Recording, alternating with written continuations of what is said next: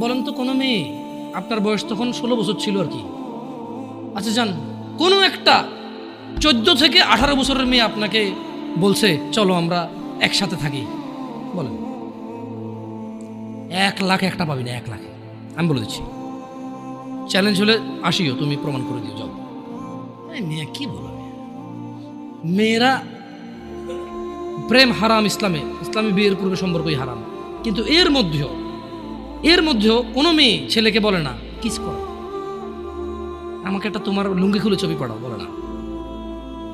প্রত্যেকটা ছেলে বলে, এভরি সিঙ্গেল ছেলে বলে তোমরা এই অন্যায়টা করবা না।